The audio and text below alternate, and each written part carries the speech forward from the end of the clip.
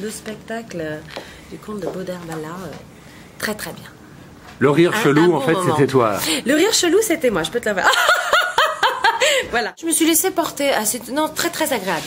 On a passé, c'est quoi, écoute, 1 heure et demie, hein, on n'a pas vu le temps passer. Le sketch du mariage des rappeurs, la gay pride. Très original comme spectacle. Mais un rire comme le tien, il faut le mettre au premier rang. Hein. Ouais, mais non, j'avais peur qu'il me chambre. Parce que tu sais, quand tu vas voir des spectacles comme ça, dans les caves, c'est un endroit un peu bizarre, tu te mets au premier rang, hop, le mec, il te chope direct. Pour te faire monter sur scène. Si vous êtes chaud du jeudi au samedi pour sortir à Paris, je vous conseille le spectacle du conte de Boudherbala. C'est au gymnase et c'est aussi à Paris. La rime de merde. Oh, ton spectacle, c'est beaucoup de ta vie personnelle ou c'est une composition de 50% à peu près? Moi, c'est pas un moment de ma vie personnelle, c'est mon point de vue, on va dire.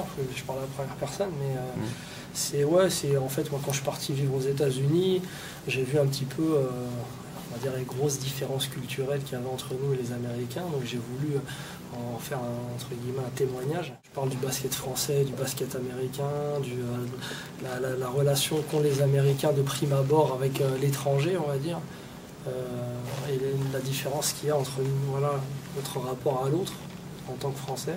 Et ouais, aussi je parle aussi des séries. Le pari, c'est de rire des autres pour mieux rire ensemble, en fait.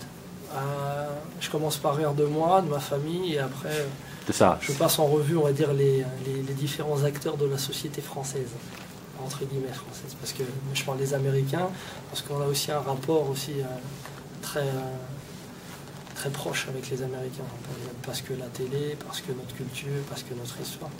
Et donc voilà, c'est rire des autres pour mieux rire ensemble. Moi, quand je parle des extraits de rap, pourquoi? Parce que voilà. Ça, c'est un moment fort de la fin du spectacle. Ouais, c'est sympathique. Ouais.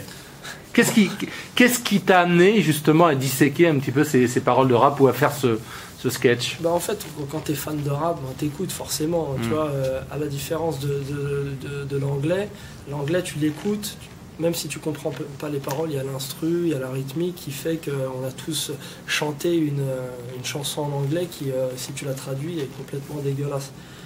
Alors qu'en français, voilà, on est plus attaché, on va dire, à la langue. Et moi, comme je te dis beaucoup, j'adore le rap, j'écoute énormément de rap, donc j'écoutais ces chansons-là et je me disais, ah ouais, à un moment, le mec a fait une faute, tu sais, forcément, t'es pointilleux sur le sens. Et donc, alors, c'est comme ça que j'ai réussi à choper les Sifu, les Booba, les snipers, les amis. C'est un gros moment. Ceux qui me font bosser. Et quelle a été leur réaction après ce sketch? Moi, j'ai pas eu de réaction violente. Non. Après, je pense qu'on est en France, c'est pas la même culture. Il y a beaucoup moins d'argent dans le rap. Les flingues sont beaucoup plus chères. Donc, je déconne. Non, il n'y a pas eu de réaction violente. Après, c'est mignon. Moi, je suis pas. Ça va. Après, je parle pas de tous les rappeurs. Je parle de certains rappeurs extraits à l'appui. Donc, il y a l'épreuve. Et tu as inventé aussi un mot qui a fait beaucoup rire Alex, c'est la lousine. Explique un petit peu ce qu'est la lousine. Alors la lousine, c'est l'hormone de la loose. C'est quand tu es en galère, quand tu dégages un truc négatif, néfaste, un truc de poisse, tu dégages de la lousine. Ton corps fabrique naturellement, sécrète naturellement de l'hormone de merde. Voilà. Du pu. Sécrète du pu. Très bon.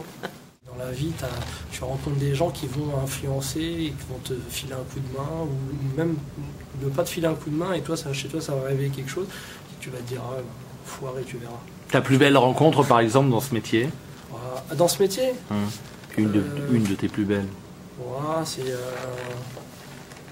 Grand Corps Malade et John Pou de Chocolat, mais c'est des amis d'enfance. J'ai grandi avec eux, on s'est rencontrés, on avait 11-12 ans. Fabien, il m'a filé ses premières parties.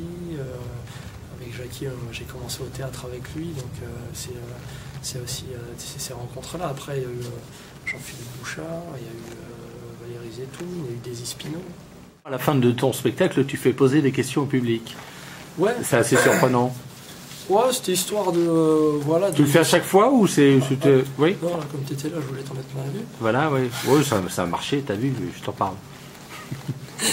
Non, c'est histoire de se mettre en danger et puis de voir si les gens sont intéressés par d'autres choses que les bêtises que je raconte sur scène. Parce que... Justement, à la fin, il y a eu 2-3 questions, dont une qui parlait de ton spectacle à New York.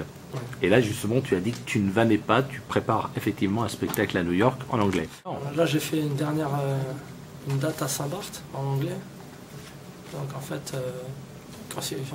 c'est sur le circuit anglophone en fait. Et donc là, j'ai tourné sur New York, sur tous les comédie clubs. Je fais ça depuis 2006. J'ai commencé à faire des allers-retours fin 2006, histoire de faire autre chose. On disait souvent, les Américains, ils ont inventé le stand-up, c'est chez eux. Moi, je trouvais ça relou. Je me disais, pour le challenge, ça serait intéressant d'aller chez eux et en anglais, de jouer dans leur comédie club et d'essayer de les mettre à l'amende. Mais la réception du public est la même, parce que culturellement parlant, c'est quand même foncièrement différent. Après, ça dépend de quoi tu parles. Forcément, si tu arrives et tu parles de la télévision française, pour 80% des Américains, la France, ça n'existe pas. Le point de vue intéressant, c'est le point de vue du Français qui débarque à New York.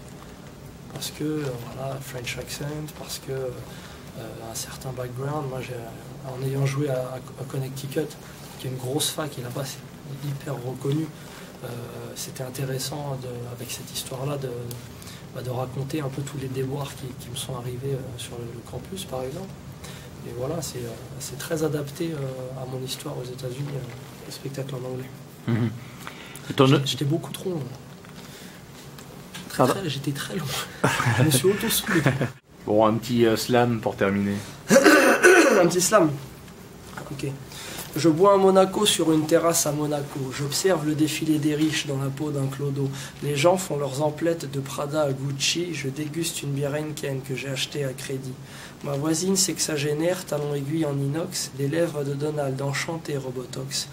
La gente dame est fascinante, son regard coquin me tente. 64 ans, les traits tirés, mais elle jure en faire 60. Voulez-vous prendre un verre, une coupe, un pastis? Installez-vous donc, que j'appelle Coffee 10. La gente dame ne cesse de ne pas me calculer. Des seins animés prolifiques, mais les expressions sont figées, la chirurgie est statique. Elle refuse mes avances comme elle refuse de faner 2 sédatifs dans son verre, ça devrait la calmer. Là, elle déguste mon champagne, veut que je remplisse sa flûte, je la serre et la resserre dans l'espoir d'une turlute. Sauf que j'ai confondu les pilules et ça me cause quelques tracas. J'ai versé un laxatif et c'est sur moi qu'elle fait qu'à... Voilà, c'était petit corps dégueulasse.